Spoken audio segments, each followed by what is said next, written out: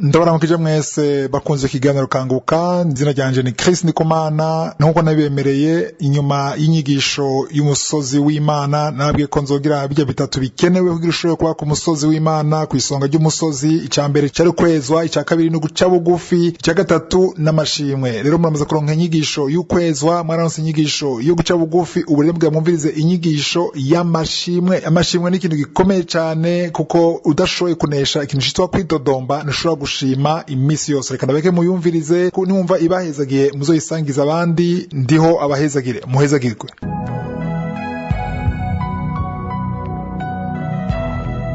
Ntushobora kuvuga amashimwe utavuze iki?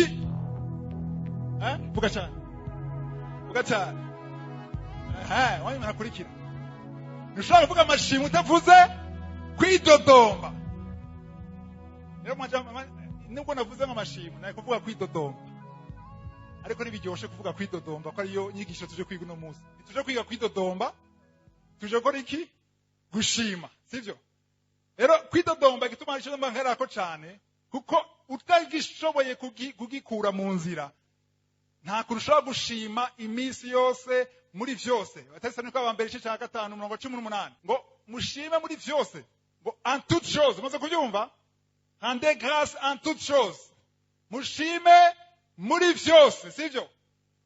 Maze kumva abigisha benshi bigisha yuko barahagarara gose kujya murongo ngo mushime ngo muri vyose, in everything, en toutes choses. Bariko ngo si pour toutes choses. Ndabaza kubyumva ivyo? Kuri mushime kuri vyose, ariko mushime muri vyose. Maze icyo bisigura tandukanye murabyumva.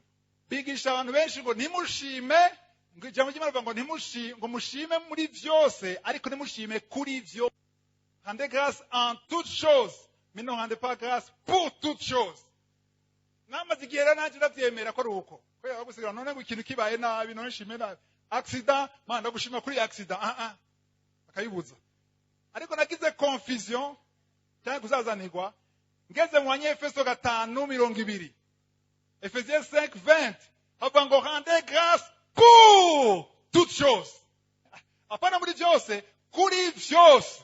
Byaba bikunezera cyangwa bitakunezera, ngo ariko ushima Imana kuri vyose, sivyo? Ari ikibazo rero ngomba kubabaza no munsi. Ni gute ushobora gushima kubigushikira vyose? Hari wabwiye ngo no, iyo ari hypocrisie. Ono bujyajya, sivyo? Mana ndagushima, kundaburaye. Ako mutima, haya ariko kamana. Ako mukanwa, Mana ndagushima, nubwo nshonje uri Imana, ariko gamana. Sivyo, gushima ni mu mutima. Nagana sigura gatoya, ngene ushobora gushima kuri vyose, hariho igisabwa kugira ushobora gushima kuri vyose. Kugira ushima kuri vyose, bisaba yuko gara ahantu ibigushikira uri sûr. Vuga uti sûr. Wemezwa neza yuko atara kimwe gishobora gushikira atari Imana ikirekuye. Kuko ibigushikira vyose si Imana ibishigikiye, si Imana ibishaka. Hari ivyo Imana ikora mu buzima bwawe, hari ivyo Satani apanga mu buzima bwawe. Nicyo gituma navuga nti imisi yose mu kuva muhira ugera gutegura iki? Umunsi. Gutegura umunsi bisigura iki? Bisigura kwishira mu maboko y'Imana, kwemvita Imana mu buzima bwawe, kuja muri position nziza. Haleluya. Gutegura umutima wawe, kuvuga uti uno munsi sidi metre, si jewe nganza umunsi. Haleluya. Ndabwira Imana ngo uno munsi biza kuba vyose. Inkuru nza kumva, arabase bategura umunsi Imana, ndagushima ku nkuru nziza nza kumva zose uno munsi. Abari bateguye umunsi neza, kubera iki? Ni abi inkuru mbi bacagira gute? Bido domba. Musanzwe gutegura umunsi bisaba kugera kuri stade aho uvuga uti sinzokwidodomba. Kwidodomba bitangurira mu mutima, urashobora kugera ahantu ubifata ukabisubiza inyuma. Ninde amaze kugira noze cyangwa ku iseseme? Biraza ukumva ko bije, hari igihe ubibloka bigasubira inyuma. Ariko hari igihe biguponyoka bikaza. Sivyo? Rero kwidodomba hariho byose bitangura mu bwenge bwawe n'ukwizera kwawe. Umunsi utanguranye na ndiho. Niwe yatanguye umunsi, muri kumwe muri vyose, mu vyugendamo vyose, programme zose ndaziguhaye zose. Ibiza kubuno munsi nabo telefone bakambwira inkuru mbi ndagushima. Haleluya. Mwana bise Yobu ngene yasenze. Yobu cyo cyambere bamubwiye ko yaratunze asa amafaranga menshi, asabana agasengera n'abana agatanga n'ibimazi agorose. Imana irashinga nayo ko ari umugororotsi, ariko Imana iradekira Satani iramuha uruhusha rwo gukora ku bintu vyiwe. Ubutunzi bwiwe bwose, abana biwe bamwe barapfa, arabura ibintu bisa agaciro. Bamubwiye inkuru icyo yakora niki, yaritabaguriye ko impuzu, bisigura ko yari frustré, yarababaye, sivyo? Ababaye acavuga ngo iki, navuye mu nda ya mama, nizukura murongo wa 21, sivyo? Verset 21, navuye mu nda ya mama ndi gusa nzosubira mu nda y'isi. Haleluya. Ngo izina ry'Imana rigire gute? Yabanje kwa Dora ari posterna ngo que le nom du Seigneur soit béni. Urashaka kuvuga ibyo bintu waje kubura abana n'ubutunzi bwawe n'ibiki n'amakonto yawe byose puf. Urashaka kuvuga ngo izina ry'Imana rigire gute? Ryagaheza gigwa. Urashaka kwivuga ivyo bivuze kubera iki? Yari yamuzogera ahantu ashira en pratique yumvire Yobu kiyagihekera. Yashize en pratique Ephésiens 5:20. Abanyefeso 5:20. Yarageze avuga ati ndashima kuri vyose kuko ubuzima bwanje bwose nabuze amaboko y'Imana. Imana nice control ku buzima bwanje. Kuko hari ibigushikira atari uko Imana ibishaka, hari ibigushikira ari umugambi wa Satani. Ndabwiye ko ibyo Imana imaze kwerekana biba byamaze kurangira dans le monde spirituel, mu isi itagaragara y'impwemu cyangwa y'umwuka, biba byamaze gukoreka. Ibyo ushima ibintu ndiho yarekuye afise umugambi kuri ivyo bintu. Ibibazo ntushobora kuvuga ngo nyansenge ngo sitogira ibibazo. Abantu bigisha ngo mu buntu no munsi nta bibazo tugira, no gutunga no kumererwa neza gusa ni ibinyoma. Shaka mutahure yuko utwiye kumenya yuko ushima mu vyo ndiho wenye yaretse. Hari ingorane ducamwo kandi ndiho azirekuye wenyene akazinezerererwa. Kuko ndomara kwitahura nzosubira kwidodomba iyo uzi neza ko uhagaze neza, uhagaze mu mugambi w'Imana. Ibibazo yuzi yuko watanguye umunsi na ndiho wizera ushima, ni nta kintu na kimwe kizokuza gushima. Ashaka kuvuga yuko ikintu cya mbere Satani ashaka, arashaka kuzibira kanwa gashima. Nawe wabwiye muri Yesaya 14 twabisomye aho meruka ngaha. Yesaya 14 yuko Satani Lucifer siko yari mukuru wa korale, ashaka kwiduza, bashaka kugera kuri nivo imwe n'Imana. Kandi yashatse umviriza, ntiyashatse kurenga Imana, yashatse ku ntebe yayo, tone yayo iduge kuri nivo imwe n'Imana. Kweki yashaka kuba nivo imwe n'Imana. Nimba ari ikintu Satani akunda n'amashimwe yiwe, ashaka bamushime, abamukorera bose baramwadoha. Mwaza kumva abantu batanga ibimazi, iyo ibimazi bisanga konora Lucifer Satani.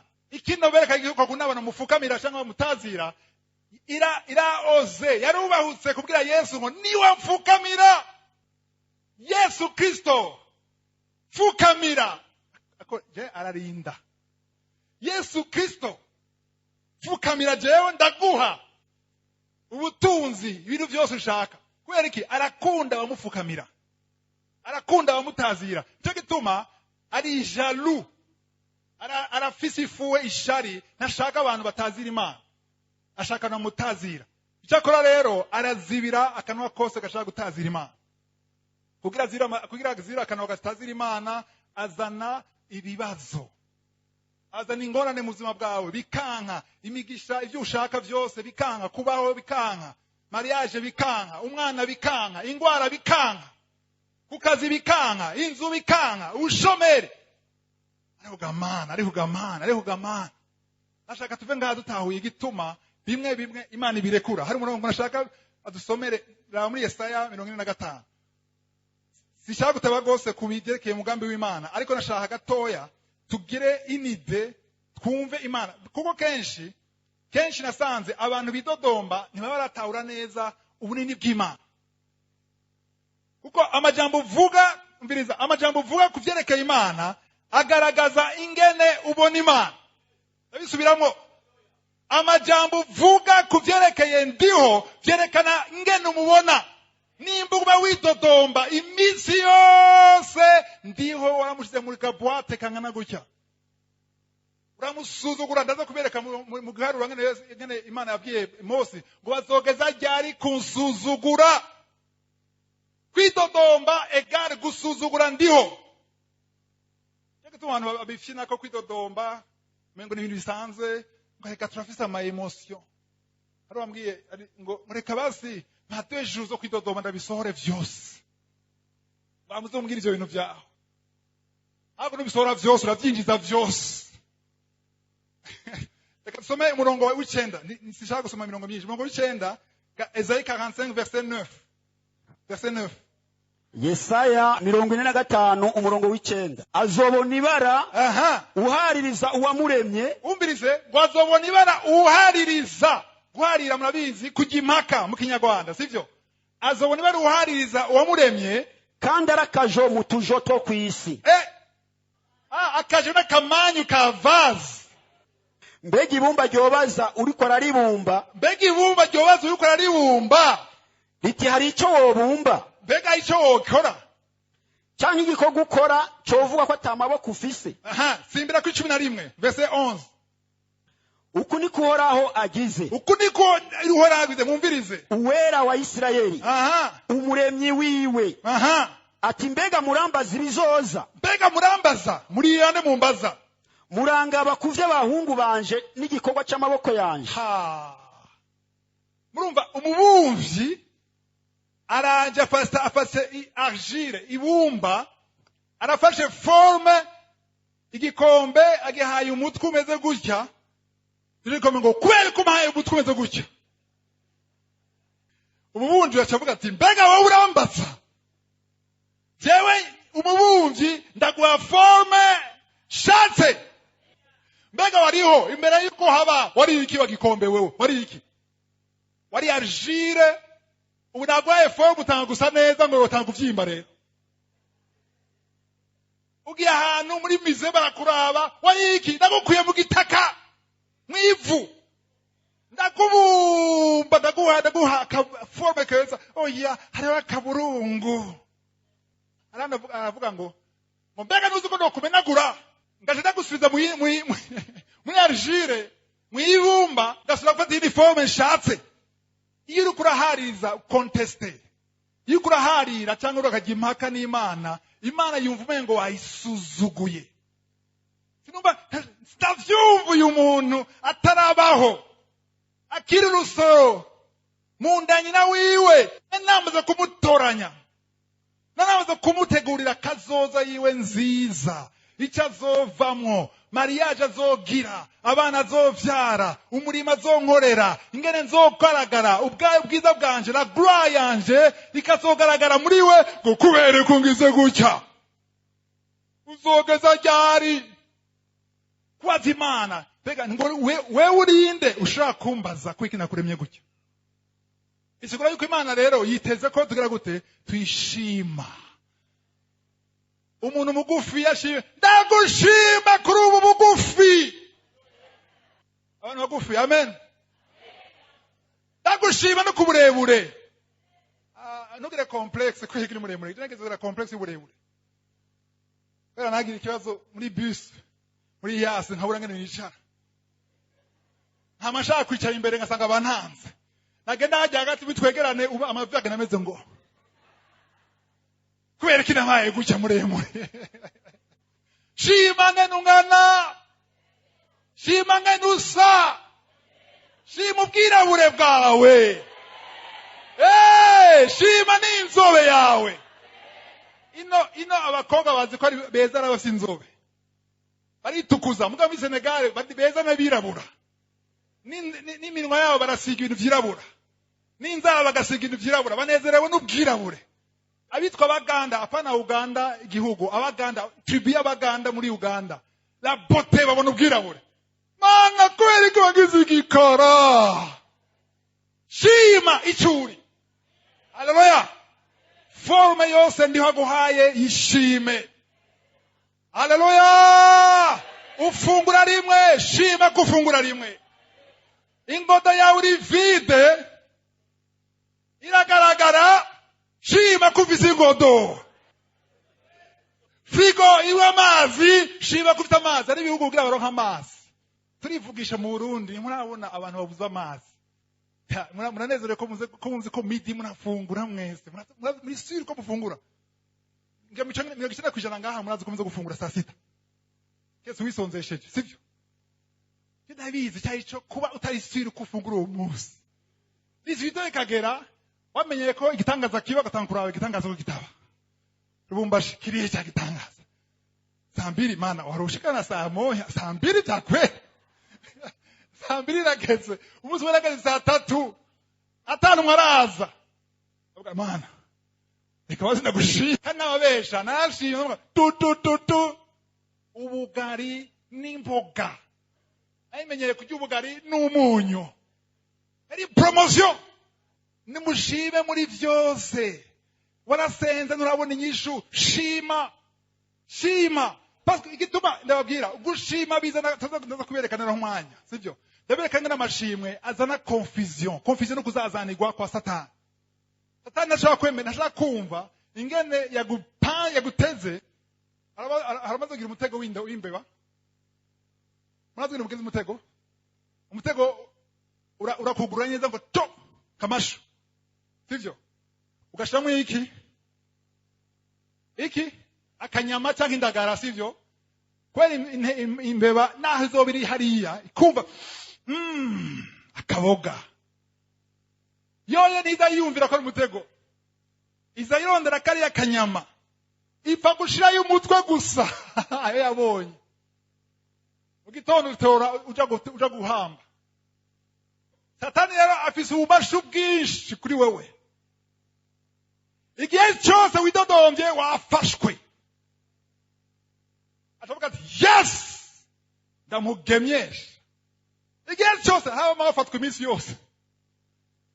Wama wafashwe. Rero ukuguma widodomba umuhinkomezi ahubwo ya rero reka tumwige agwa ngaha afata ngaha ahana nuku. Rero iyo yateze umutego agashaka akanyama ukunda akabona urakaravye wapi Yari umuntu nyabaki confusion azazaniko atahura, sivyo? Rero nje gituma igihe cyose uri kurasenga mu masengesho yawe ko inumbero niyo kumenya ngene ushobora kuja ku musozi w'Imana. Ugiye masengesho wame witeze ko wakira ivyo ndiho ashaka.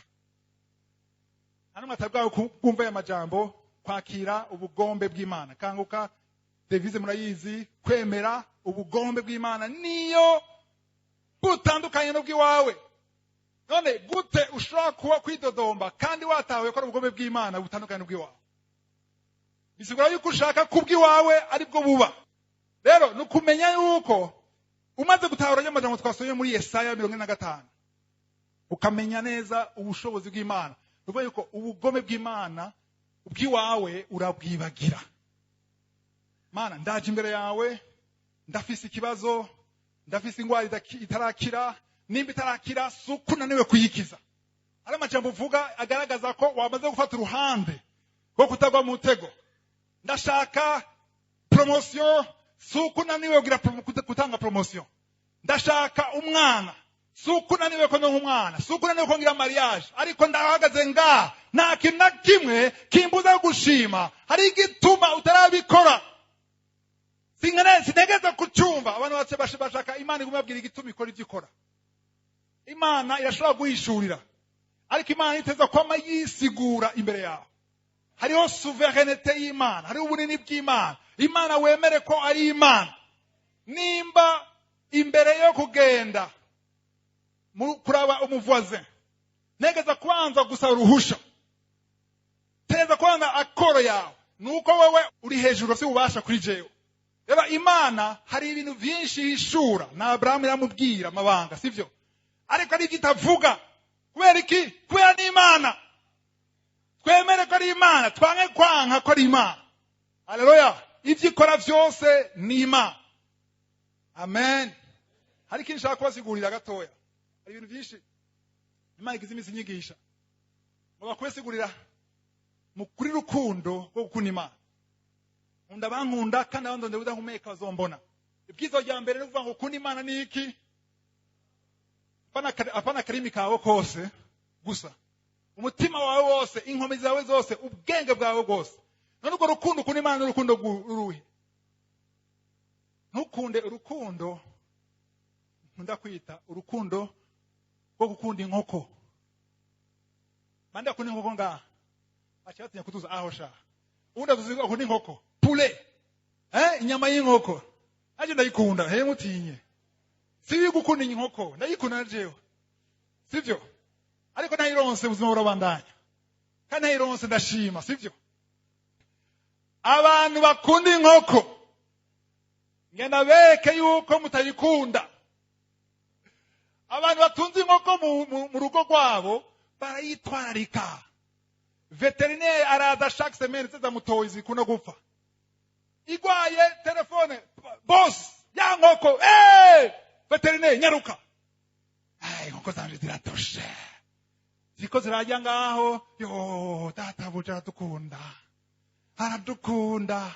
Sinzi agafete kabaye. Hariho fete yo kuzora umukobwa wawe. Ya nkoko yari yagaye ngo data buja arankunda. Mbega cya gisuka irihe? Ya mbugita irihe? Ya nkoko ukunda? Washaka urashobora kuyifatira wenyine cyangwa ubwira umukozi wawe fata neza ku izosi. Ya nkoko itarapfa kamuraba shebuja patro wiwe. Kumbe hamwe wamdaburira hose.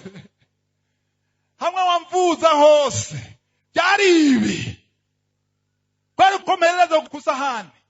Ariko bavuga ndakunda inkoko, inyama y'inkoko iraryoshe. Rero hari abantu tuve mu by'Imana twafate mu bigendanire. Hari abantu bakunda abantu urukundo rw'inkoko. Hari abakunda abagore babo urukundo rw'inkoko. Umugore kuraresha umukobwa ubona inyungu zawe gusa. Ibyo uvuga byose urafise ibyo uri kuraviza. Hariho mission. Iherera hehe muri wewe. Inyungu zawe. Cyo gituma Imana yahagarara, ijambo ry'Imana yahagarara gose ku rukundo, kunda l'amour du prochain. Yesu yavuze ngo nta rukundo rusumba gutanga ubuzima bwawe kuri mugenzi wawe. Haleluya. Niko rukundo rwatumye Yesu yitanga ku bwacu.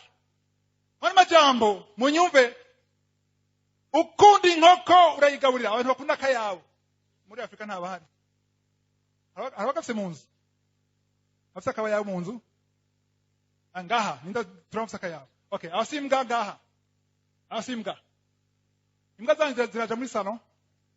Tuguma hanze. Nababwira abantu bakunda imbwa kubasumba. Abazungu uretse kushika muri salon no mu cumba no gitandira jayo. Abazungu bakunda imbwa apana nk'urugo rukundo ukunda inkoko. Imbwa bayigira nk'umugenzi wabo. Barayigaburira, barayikunda. Kana babwira inkubiri byanshikiye. Cyo Imana yakora nyigisha. Byanshikiye musi umengena muri Amerika ushikira mu bazungu, famille y'abazungu. Muri iyo nzu rashikiyemo ngira ibyago. Sanga imbwa yabo igira ipfe. Bayitwara kwa muganga, kwa veterineri babwira ati iyo mbwa twakoze dushoboye genda muhira urindire urupfu. Umunsi umwe cyangwa ibiri apfuye. Shitse byose mu gitondo sanga ikiriyo umugabo yifashe ngo. Umugore nawe yakunda gutwenga wapi. Iyo mbwa yitwa Bobo. Ndafanda yibagiye. Bobo girapfe. Nkumva bigarukiye nkabwira none hari ico. None ipfuye imbwa nizuzuye. Yarafise umukobwa wiwe ari muri Swiss. Yarongowe n'umugabo wo mu Swiss. Baja kuri s'il vous plaît. Bagera kuri yita FaceTime kuri iPhone. Bahamagara umukobwa wiwe, Bobo girapfe ngo shaka kumusezera. Bacatumbereza kuri Bobo kijyamye hasi. Umukobwa ari muri Swiss, Bobo ndamuraba jira ikigugu ngaho ndabaraba. Bafashwe nibi. Uwo mugabo rero umugabo ni yanabiraba ararira s'il vous plaît amarira. Abana kwigirisha amarira. Yamwazane none mukunda mbwire condoléance. Ndaburi ndamubwira. Uwo mugabo nawe he was a good boy. Wari muhungu mwiza. Imbwa. Rumba barayikunda apana bya bayije. Kana apana bya icunge n'inzu kwera bayikunda gusa. Nego rukundo bakunda imbwa niko bakunda abafasha ba.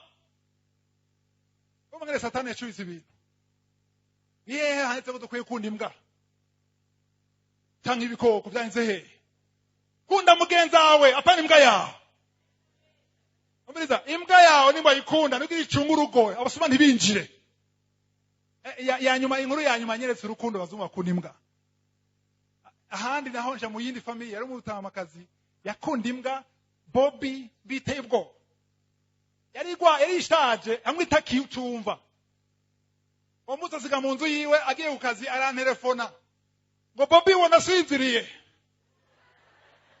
iyo Bobby yaraja mu nzu yiwe mubone si mu cyumba cyiwe ngira nsinziriye noya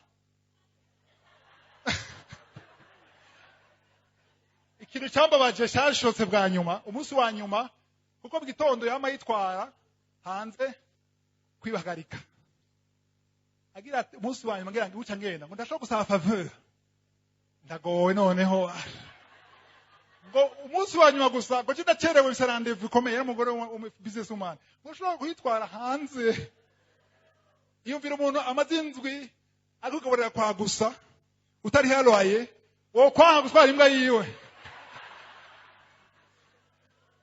ntabesha narayitwaye ngeze kwibarabara iraza ngeze aho ihagarika nguca yihagarika nyene irihagarika sitayiranwa n'abantu batamurundi yombona cyangwa umunyarwanda mbona n'abazungu gusa ndavuga ntacyo ko abazungu ako kamana wanzanye ngaha muri ibi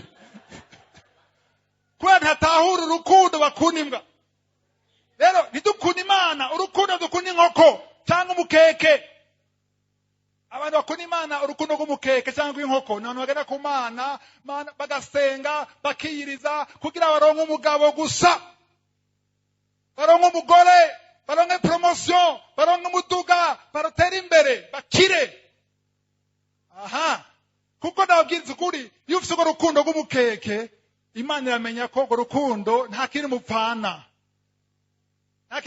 icyo mumenya ni uko Imana yacu irapima imitima yacu aha gute yipima irazi ikitevya muracyumva abanyarwanda irazi gatinda aha irazi gatinda kwera iki kujya Yesu yabanje gutinda cyangwa guteba muri Jean 11 muri inkuru ya Lazaro Yohana 11 Yesu amubwiye ati wa mugenzi wawe Lazaro aragwaye kandi agira apfe Yesu ucayigira izimza aritevya arirabira hirya ararindira gushika apfe nige yapfa ntiyaje yanje guteba azamaze iminsi ngahe 4 ashitse baridodomvye bashikiwe ariko iyo uza kare ariko Yesu amubwiye ngo yapfuye yacavuga gute ndanezerewe ko byabaye atariho ndi bisigura yuko yanse kugenda n'impaka hari ibintu Imana itaguha n'impaka hari Imana igutevya ishaka bibanze binuke abanyarwanda bakunuka uhumura nabi byaje nabimenye uhumura nabi cyane kunuka kuko Imana ishaka binuke ton voisin amenye ko byanutse ana barancishamwe ijisho ifo kwa gucishamwe nyene kugira babone ubwiza bwanje babone ubushobozi bwanje bamenye aho nagukuye abantu bagana imbere y'Imana mana fuka ahubwo ndakura byose ikirato gitoboke ikoro ipwe ndashaka ubwiza bwanje bugaragare kuko niwaguma uri izoboneka gute none ishoka ifo kwanza kuba kao hamana vyegeranye byose rero iyo kao ababitahuye ntibidodomba ndagushima kuko biriko biraza abantu bambara ibirato murabizi abagabo hari igihe binuka hari igihe utinya gukura ibirato umunsi pastor yavuze ngo mbongira ndabezo ibirenge tunabara telefone nayo urubanza ndagiye bazi ikirato cyakwire iki kingozi kitagira ishesheti umaze amezi utambara ishesheti je tanashiki nayo babwiye ngaha sivyo mvuye Rubumbashi shikira hano i Kigali kishikanye mvuye muri ya Burumbashi ipantaro arimo gusa agashati kaheze nga n'ikirato catobotse nga kitagira ishesheti barama indaro ahantu njyama ca barama icumba ndavuga rero ndarana ibirato ndabigira gute ndagikura Parisito hari umwana agize ibintu ngaho karabaye okay biraryoshe kuca ngaho kugira ushime ni wahava nambira abantu ni biraryoshe gutangura umuduga usunika abaye gutangura ku muduga wa class umuduga wanje wacu wa mbere murawuzi jira ari he siari kumbera temwa umuduga wa mbere naronse ari Mercedes fabriqué mu 1990 hanze asa neza mugabe indani yaraheze uguhanye navuga ati igeragereze jeune nturi gutangura ubuzima shize ngaha umunsi wa mbere shize ngaha madamu waje ambwira ngo turagusunika uno munsi acokoza ega byabaye byo yashitse yanga yumvira umunsi wa mbere na Mercedes akora gusunika ngaha naye sigagaza hano ngiye mu rubanza arasohoka kare nibyanka mu gitondo kavyuka très tôt le matin ko madame namutwara akazi kavyuka kare haba ndashofa imoteri ariko bikereye guca ngaho kugira uvuga ati uno munsi data cya cyangwa tumbwira satani wewe ariko wewe hajya narashima byama hasi narashima ariko ubu hari igitanda nimuja gushema gitanda mutajyamye hasi neza ngo vyumve ushaka kuvyumva wabonze impuzu imwe gusa kabura undi yindi mpuzu impuzu imwe kuburyo kugira ugize imana karonka isabuni yo kuyimesa icyo twita traction ngaha traction murayizi yakabutura y'indani bayita Kastapa ni prison yo muri Lubumbashi. Kastapa rero wachuguma mu nzu wambaye Kastapa kugira ipantaro yume nabwire uno munsi biraryoshe kwivuga utwenga ariko nakobesha nkiri muri vyo uzogeza ryari ariko umoyiki nabitevyemo uri umoyiki mani shimwe uno munsi maze imyaka 10 kona mu 2009 n'Imana yampishuye ati stop ruse kwitodomba amashimwe yawe azovamwo byinshi amashimwe yanje yavuyemo kanguka yavuyemo umugore wanje yavuyemo abana banje yavuyemo ubuzima mfise no musi kwitodomba ni prison vuguti prison igihe cyose widodomba uriboshe uko uyongera ko iminyororo myinshi ariko amashimwe agukura muri prison ayagusohora haleluya rero urukundo nagubise rukundo mukunda Imana muzabe mupime ko atari umukundo rw'inkoko ukurasengera iki kurasengera umwana mu mutwe wawe ukurasengera umwana ataje ibyo gusenga bayivamo umugabo atabonetse byo gusenga bivamo ukuraba ibyo kurasengera arakazi ari visa hano ko yisozera kwera visa muri Afrika siko iburaya basengera ibindi impapuro zo kuba hari ariko bitabonetse kandi yewe bitabonetse ntagwa kenshi aguma mu ishengero sivyo araza mu ishengero araza muri louange araza mu mwingi mugabo ntasenga muhira kwera iki ntoza kubwira iki Imana ko nabuze umukeke ko nabuze inkoko ikindi no kurondera ko niki mbega Imana mupfana ibyo ibiri bigaragara mbega ubuzima budashira ubuzima la vie éternelle ubuzima budashira ntacyo uvuzi wawe ibyo mugiye bava ngo mbega waduhaye ngo hamwe na Kristo waduhaye Kristo yoreka kuduha ibyo bintu byose nashaka mutabure yuko sishaka kubadeseva ariko mu ijuru nta bagabo bariyo bari bazi ngo nzoronka umugabo mu ijuru cyangwa tuzojana mu ijuru muzojana mugabo ntazora umugabo wawe ari mubizi mu ijuru nta visa iriyo iyo visa zo twara mu ijuru aya ma promotion turondera gukira ingwara cyose ibyo ngaha kwisi ariko nukumenya yuko nimba ukijijwe hari ikintu Imana guhaye gikomeye igihe ndiko nashima Imana je ntangura misi yose gushima umusaraba amaraso ya Yesu sija gushima mu gitondo ntavye amaraso ya Yesu nta rimwe sija gutavuga amaraso ya Yesu kuko amaraso ya Yesu niyo yatumye mba icondi niyo yatumye turonka agakiza niyo yatumye isi ibiciro no munsi niyo yatumye dufite ivyizigiro kweri sinzi ni umuntu wahaye ikintu kinini gisa agaciro akaza kwidodomba akantu kubusa kuko nta na kimwe ushobora kompara n'agakiza nta na kimwe ushobora kompara n'agakiza rero nukubyumva yuko dukwiye gushima Imana kubera ari Imana ura mu guharura 11 nombre 11 kubara 11 hari ikintu ngira bereke kuvyerekeye kwidodomba umurongo umwe wa mbere ushobora kwa kabiri gatoya abantu baridodomba kubw'ibibagoye bigwa mu matwi y'Uhoraho avyumvise uburake bwiwe buraziriringa umuriro w'Uhoraho waduka muri bo subiramwo iki cyadutse uburake bwiwe buraziriringa umuriro w'Uhoraho waduka muri bo umuriro w'Uhoraho le feu de l'Éternel s'alluma parmi eux uyigize igihimba cyo kumpera yaho bashagaje murongo kabiri verset 2 abantu batakambira Mose nawe basabira kuhoraho uwo muriro urazima mwavyumvise yabaye baridodomvye Imana yamaze kubajabukana cyagitukura basura kwidodomba uravyumva hanyuma ngo atanga kuvuga ngo uburake la colère s'enflamma uburake bwande guhoraho hanyuma ngo umuriro nguramanuka uvuye mu ijuru wishe bangahe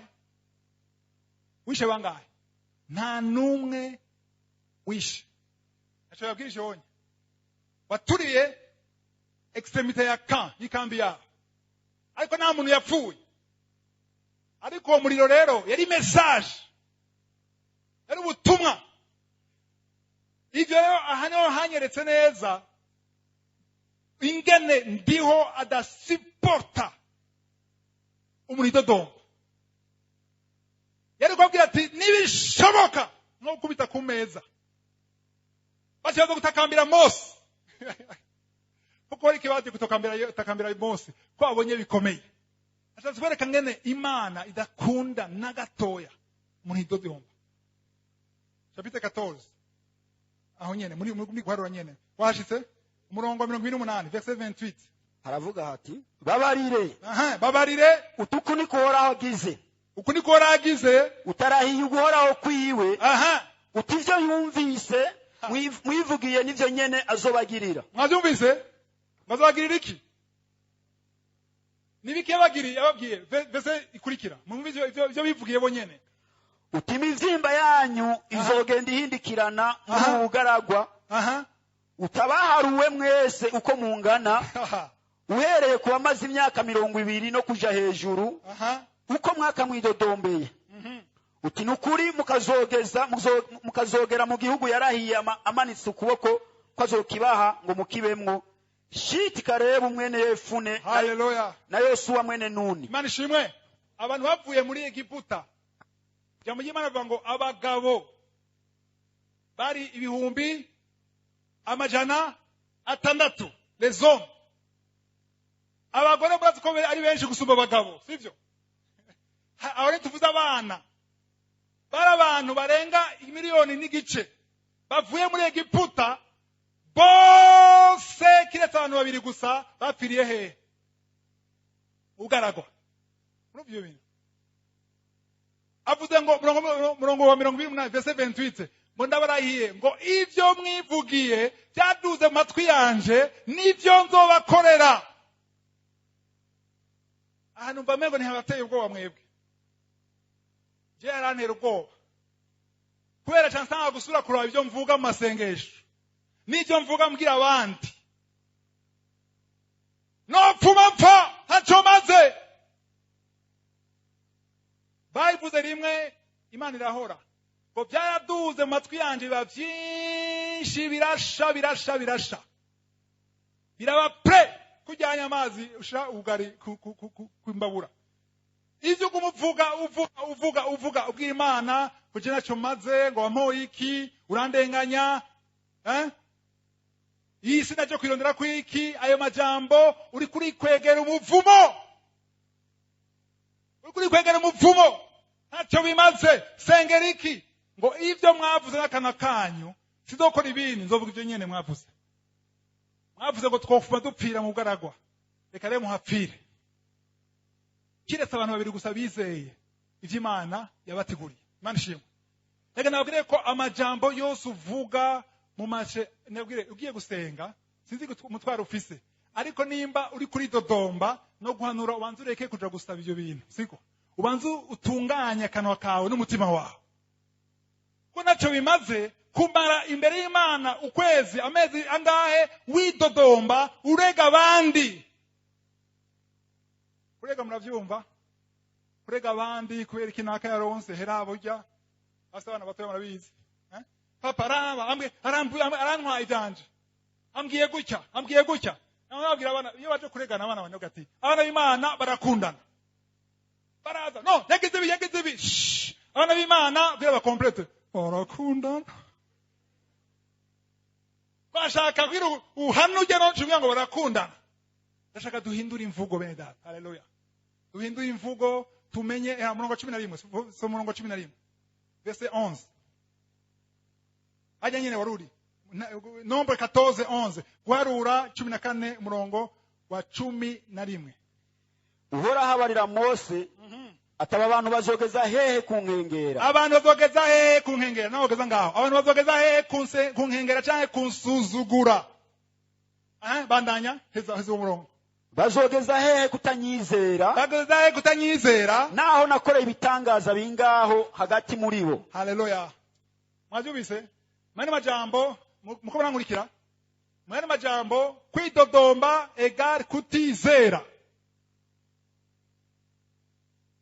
mutavuga amen nivyo kwidodomba egal kutizera siko Imana ivuze none kwidodomba egal gusuzugura Imana cya kabiri kutizera haleluya ngo kweriki ngo bazogeza ryari ku nkengera cyane kunsuzugura kweriki bivuze gutyo musomye bari kwa ridodomba bavuga ngo twova dusura muri Egiputa tukajya inyama makonkombre kera nambara nkabegwa ariko n'umunsi nawundaba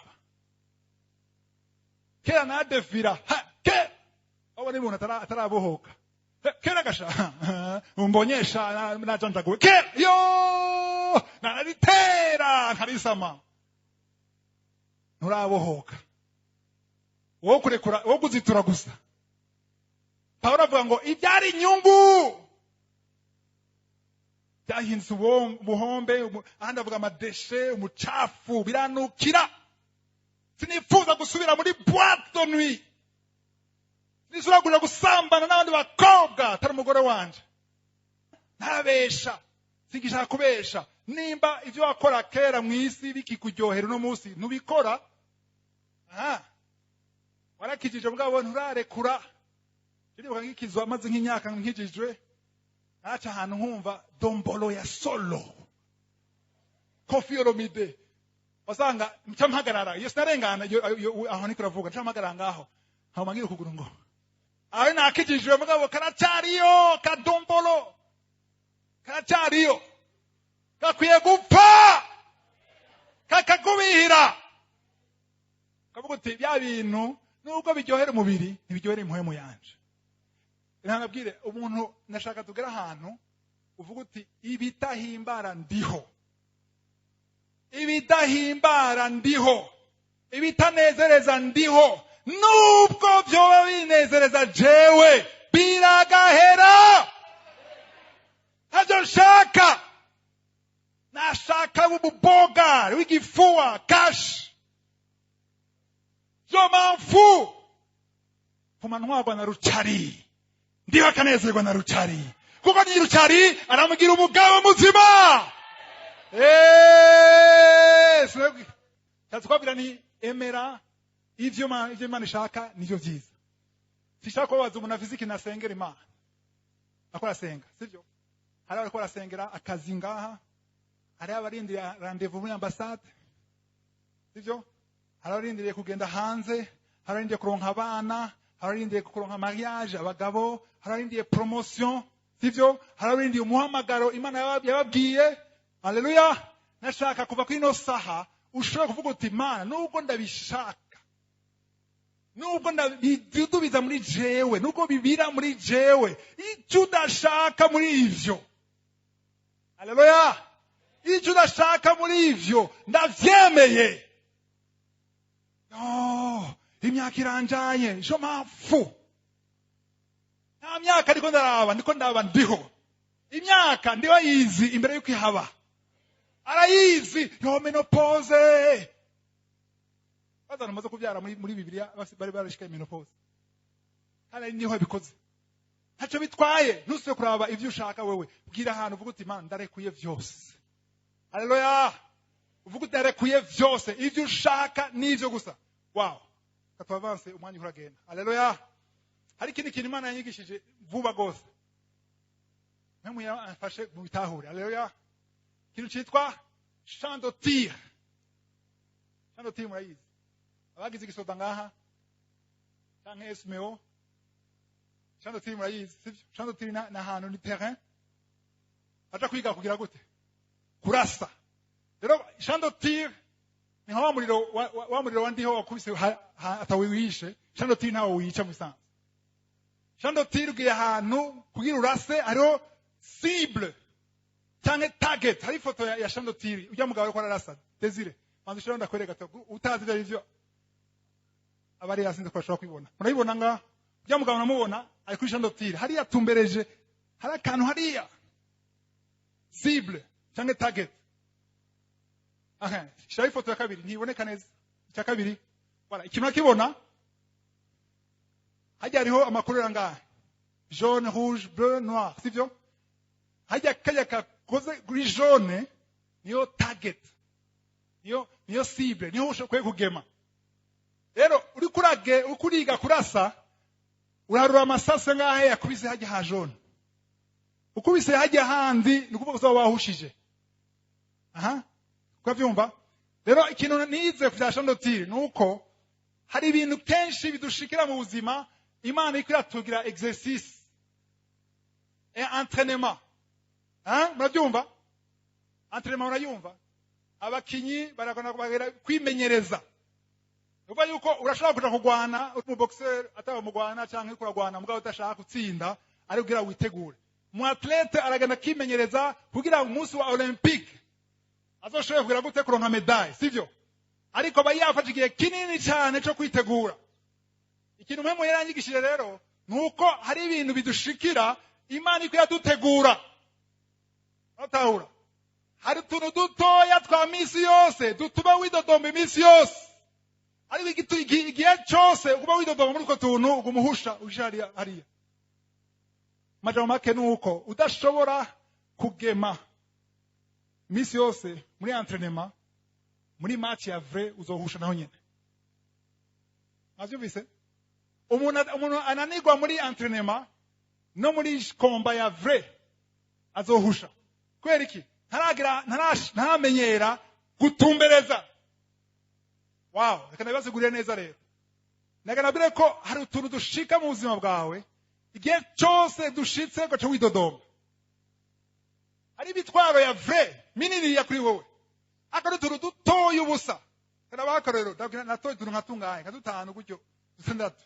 Nk'abantu cyane inosi cyane mugabo cyane nk'abantu bari hanze iburaya hari kirishitwa embouteillage. Traffic.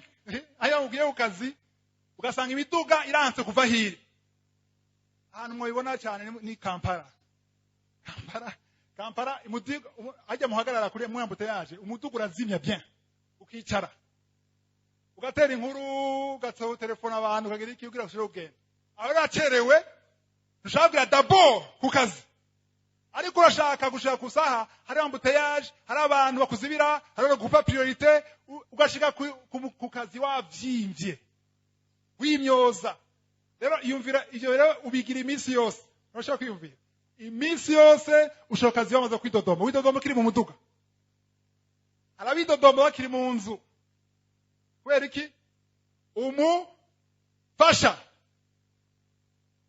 bashobora kutuma widodomba iminsi yose kubera iki kenshi usanga mutandukanye karaktere ugasanga wowe uranyarutsa ubundi aritonda wowe ubona ibintu gutya ubundi abona ibintu gutya ugasanga watanga kwidodomba hakiri kare. Ikindi gishobora gutuma widodomba ni nka amaserivisi wagiye ahantu bakwakiriye nabi urya rugorega yemwe sitavyumva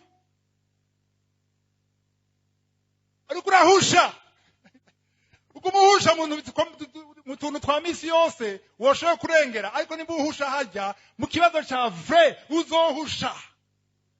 Nimba unaniwe kwihanganira umukozi abasaba abakozi ababoyi cyangwa abayaya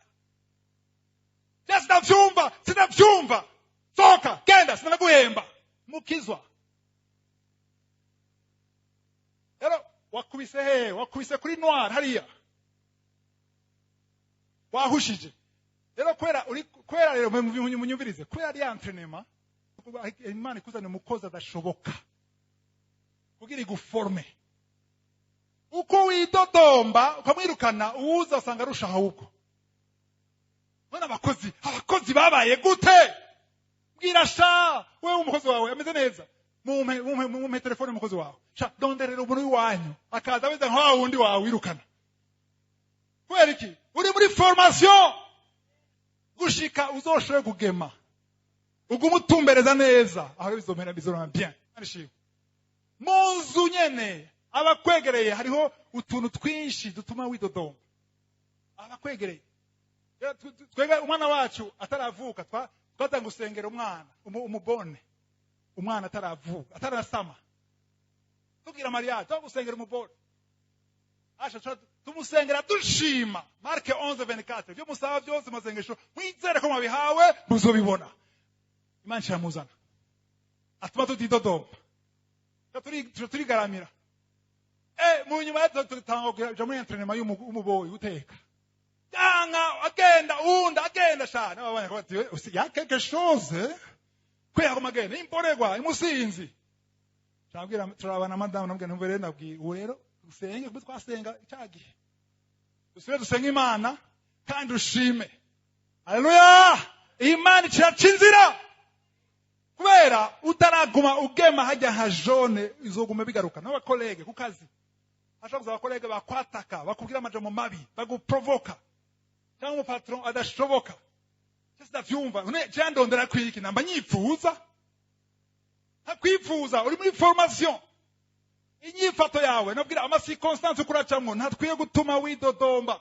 Imana ica muri byinshi imodoka afite imiduga itara mwe gusunika imiduga yama mu buyenzi shaka tutre 2 semaines mu buyenzi kaje cyo kwama mu buyenzi uratumutwe urarota ubuyenzi uva n'amadama pom kwera ni impuzu yashaje kuraho shona urakora kimwe ikindi cyafuye amapine ariko yuzuye kubiraka umara ukwezi ariko ndabwire birakenewe ko biragushoboza gutumbereza. Ndagushima musanegeza gushima ndagushima naho nsanga imodoka itaka ndagushima cyo gihe nasohotse nsanga ipine plaf hasi ndagushima ko fise reserve cyane ko reserve cyane muri serure ahantu kumutanga naje nsanga yindi ku rundi ruhande paf nta reserve uracashima cyasanga rero Imana ishaka kunyigisha gushima muri vyose bitagenda sivyo urutuga rwashaje rurajegera ndagushima ko ndarufise. Haleluya. Iyo uvuze gutyo wakubise muri jaune watumbereje bien wagemye rero akazi ka satani ashaka kubuza iki ashaka kubuza kugema. Haleluya. Arashaka yuko ugira iki kwitodomba. Amen. Bwana sifiwe. Hari kintu ashaka kubereka tuje muri chronique ni ingoma ya kabiri cya 20 nyaruta ndabereke rero kino nabwira yuko satani amashimwe amuzanira confusion cyangwa kuzazanirwa. Uwa mbere shoko gatatu. Okay, uwa mbere shoko gatatu kubera umwanya murayizi inkuru Yehoshafati siko Yehoshafati yatewe n'ibihugu bingahe bitatu ingabo zitatu agira ubwoba arihebura sivyo murongo wa 12 so murongo 12 twumvegene yasenze verset 12 haravuga hati ewe mana yacu aha mbega none ntiwobacira kwiteka kuko atankomezi dufise zo kugwanya ico gitero kingana gityo kije kudutera aha kandi turabuze ico twokora ariko niwe duhanze amaso kandi turabuze umbe nabwire ngo nta nkomezi dufise zo kubanesha abantu ngaha atankomezi dufise zo kuva mu kibazo urimo nta nkomezi ufise zo kuronka iyo mariage ushaka nta nkomezi ufise zo kuronka uwo mwana ushaka nta nkomezi ufise zo kuronka iyo promotion ushaka icyo kintu cyose ukwarondera nta nkomezi ufise bariko ngize gute dushize amaso kuri wewe haleluya mani shimwe acha ubandanije araronka revelation aronka guhishurirwa umurongo 21 verset 21 mukurikire neza ngaha haca havuga hati nuko amaze kuja inama n'abantu ashira wabo kuririmbira uhoraho no kumutazira basazishije ukwera kugira ngo bagende bitangiye imbere y'ingabo baririmbe bati nimushimu uhoraho haleluya kuko imbabazi ziwe z'amahibe bidashira haleluya ibintu yasiga ubwenge Satani yagize confusion abansi nashaka kubwira musezero rya kera ubonye abana b'Imana bakora hangana n'abansi izindi ngabo ni image ni shusho y'abana b'Imana bahangana n'amadayimoni canke Satani rero aha kugwana hariho ingabo zikwiye kuja imbere Yehoshafati atahura yuko atavyashoboye gira message ku bana atavyo bashoboye hari abishoboye sivyo nimba ubishoboye bikore ngirambwira batabishoboye ivyo ukeneye ntavyo ushoboye waragerageje ivyo ushoboye byose hari abantu bavuga ati naho nogerageza navyo noshobora nimba atavyishoboye rero hindura strategy ahari ingabo ziri imbere kuri front barabwiye ati mwebwe subira inyuma aha achashira onde Emmanuel Bella Goro mujimbere korale jimbere bavuze amajambo ameze gute subira mu amajambo bavuze nayahe kadasome mu kirundi yavuze gute imbabazi zawe zamaho ngo sa miséricorde dure à toujours jewe gihe cyose nsenga sishobora gusenga simvuge ni imbabazi zawe zamaho ibi bidashira sishobora kutabivuga kuko imbabazi z'Imana nizo zitugize ico turi uno munsi haleluya mugiye kuraba nta mwanya dufise mwandike 2 Chroniques 5:11-14 ingoma ya kabiri ico ca gatanu murongo wa 11-14 musomye bakwaga dedicace batanguye bakwarugurura le temple de Salomon ihe inzu y'Imana yubatswe na Salomo ku murongo wa 13 verset 13 bavuze amajambo nyene ngo ineza yawe imbabazi zawe zamaho ibihe bidashira turi kumwe ndashaka mugerageze ndakunda kwinjira gose muri scene ibyo bintu ko biraba hari ingabo cyo gihe barafise imiheto bamaze gufora muravyumva bagaye bamwe bari hariya à droite abandi à gauche abandi imbere barinde ko namwe mufora ineza yawe ntawayirondora ineza yawe mana ntawayirondora haleluya ineza yawe ntawayirondora ineza yawe mana imagine ya miheto bakwaye mu mutwe n'ibiki batanga kuri abana barasaze murongo 22 verset 22 aho nyene 22 chapitre 20 22. nuko bagitangura kuririmba no gutazira uhoraho ashiraho guca igico abari baje gutera ibuyuda aribo bamoni n'abanyamowabu n'abavuye ku musozi Seyiri baca basubiranamwo kuko bamoni n'abanyamowabu baciye bahindukirana abavuye ku musozi Seyiri kugira ngo babice babageseze. Nuko bamaze kuherengeteza abo banyayeseyiri bisubiranamwo ubwabo umuntu wese na mugenzi we bashirako baricana baramarana. Byabaye abana ba Israeli bagira gute baraba. Ubyagenze gute mwabyumvise byagenze batanga kuvuga ngo ineza yawe ntawe irondora. Habaye iki? Haciye Imana, Dieu a placé embuscade. Sindi Imana yagize shokwa yafashe umuheto umwe wari hariya uraba ngaho ucahindukira uraba hariya sinzi ko ndimagina bari wumva umuheto uvuye mu bansi ni wewe si jewe nabonye umuheto wizana reka nanga kwereke baca baramarana baricana abana b'Imana baraba gutya. Haleluya. Bisigura yuko ikibazo cyose urimwo duzishimwe abansi bazomarana uraba, amadayimoni azomarana uraba, amadayimoni azohunga presence y'Imana kuko utanguye kuvuga ineza y'Imana, utanguye guhimbaza Imana. Imana iramanuka ikamanuka ikazana intebe yayo ivyagira amashimwe n'intebe y'Imana. Haleluya. Imana yamanuka nubwo warayubusa tanga uvuge ineza yawe. Haleluya. Confusion, tera confusion satani vuga uti confusion kuzazanirwa satani azazanirwa tanga guhimbaza. Soma mu byakozwe n'intumwa 16 cyo turangiza acte 16 nyarutse ndabereke ingene yindi confusion. Haleluya.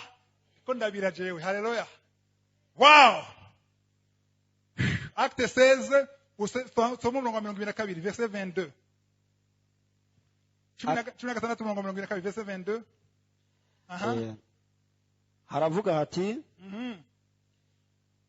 ishengero ribahagurukira icarimwe abacamanza babakakagurira kw'impuzu bagera ko babakubita.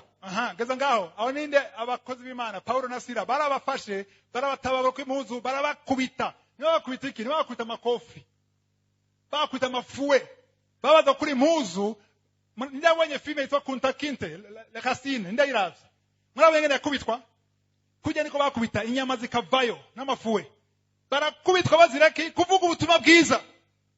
Batarafunga verset 23 tunyerutse 23 bamaze kubakubita inkoni nyinshi babashira mu ibohero babarira umurinzi kubarinda cyane babacunge bababoshe. Bandanya 24 nawe abari watyo abashira mu nzu yo hagati arobeza amaguru yabo mu mpatane z'ibiti.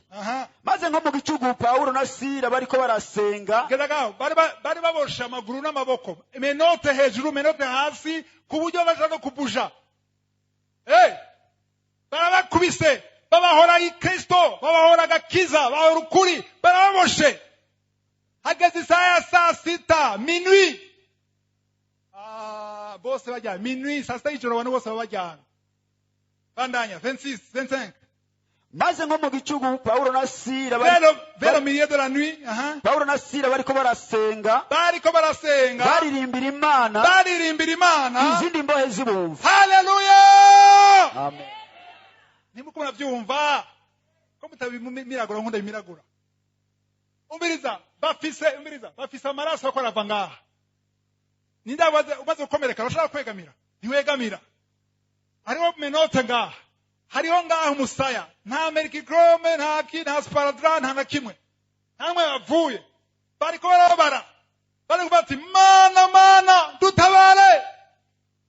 Ineza yawe ntawe irondora, ineza yawe mana ntawe irondora. Abaprisonniers bose baravyuka. Baba Yahudi basaze basha. Go bose barabumva bakavuga ineza yawe. urukundo rwawe bavuga urukundo rw'Imana bakubiswe. Verse ikurikira 26. isi ica inyiganyiga cyane giturumbuka, Tremblement de la terre. bituma amatanguriro y'inzu y'ibohero anyiganyiga, Fondation iranyiganyiga. ako kanya inzugi zose ziruguruka, Les portes s'ouvrirent. iminyororo ya bose iradohoka. Haleluya. Ubiriza ngo fondation, hariho fondation satani iranyeganyega, utanga guhimbaza Imana mu ngorane, utanga gushima Imana, hagukubita hariya hanwaro kutari ha jaune. Urayinzara urashima Imana, umugabo araze kuza urashima Imana, wabuze umugore urashima Imana, wanze ubyanze kukira ariko urashima Imana, viza barakwangiye ariko urashima Imana. Nukuvuga yuko fondation ya satani iranyeganyega. Mwabonye ko hacitse iminyoro yande, si ya Paulo nesira gusa, ya bose. Hari abantu bazobohoka kwera wewe, hari abantu bazoronka umugisha kwera amashimwe yawe, bagaronka umugisha wawo biciye amashimwe yawe gusa. Wewe ukurashima ndiwe aramanuka ashitse ibi hafi byose. Haleluya. N'umuryango wawe ashobora kuronka umugisha kwera wewe, bakabona urabitsitara ko neza byavuye mbwa amashimwe yawe amanuye presence y'Imana. Wow, duhaguruke dushima Imana. Haleluya. Dushima Imana, dusenge, ndashaka dusenge by'ukuri no jambo rigire ubuzima muri twebwe, dushobore kunesha formation. Yesu bagira mutware kumubamba kumusaraba, Petero yafashe inkota aca mu gutwi kumwe mu basirikare baje kumutwara. Yesu afata mu gutwi aragusubiza ku gutwi, avuga ati suko bikora. Ndashobora kubwira data wo mwijuru ashobora kurungika 12 legion imwe ifite abasirikare bashika 12,000, 6,000 imwe plus fois 12 72,000 ange bashobora kuza kumproteja. Ariko ndio yashatse ko ngenda kubambwa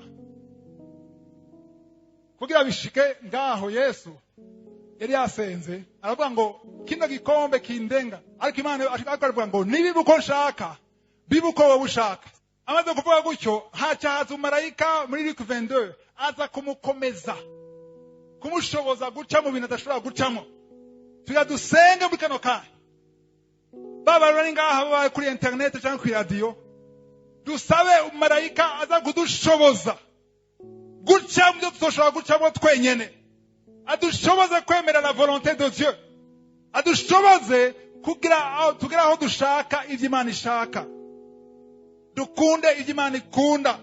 Nubwo twabikunda uve ngaho bihamvye, ndabihevye vyose, namukunda ariko namuhevye nimba atavuye kuri wewe, iyo mariage ndayiretse, uwawe azoza. Haleluya. Ndashaka ivuye kuma, ndashaka kudetwiza vyose. Ntacyo bimaze kuronka ibintu wifuza ukanezerwa, ariko Imana itabinezerewe. Haleluya. Mana ndakushima kuri ijambo twumvise, ndagushima kuri Imana ivuga kandi igashitsa. Icyubahiro cyose kibi cyawe Mana kuri no jambo. Ndakweretse ku muntu wese hagurutse ngaha, ndakweretse abari nyumviriza kuri radio, abari kuri internet, abari kuri YouTube, aho bari hose, ubagirire neza Mana, tugire neza, udushoboze, dufashe mu izina rya Yesu. Uturungire umarayika, kumwarungika umarayika yakomeza Yesu kugira ashobore kunywa kiya gikombe. Natwe turashaka kunywa igikombe cyacu, igikombe cyacu turashaka kukinywa, turashaka inkomezi zivuye kuri wewe, udushoboze mu izina rya Yesu. Ndagushima kwa ndukura urabohora Mana, ndagushima kuko urabohora, ndagushima ku ngwara uko urakiza, ndagushima ku bantu baboshwe n'ishavu ushaka gutuma wiyahura. Mu izina rya Yesu yo mpamwe ihunge mu izina rya Yesu Kristo. Urakoze Mana, turasabye imbabazi igihe cyose twakubabaje, nimba wararugitse umuriro kubera abantu bidodomvye, turasabye udushoboze, negera umuriro usura kumanuka, negera umuriro w'ishavu ridushaka, dushaka umuriro utongora bijya satani byose, umuriro usambura imigambi yose satani. Cyubahiro n'uganza bivyawe Mana, mu izina rya Yesu nsenze shima, amen.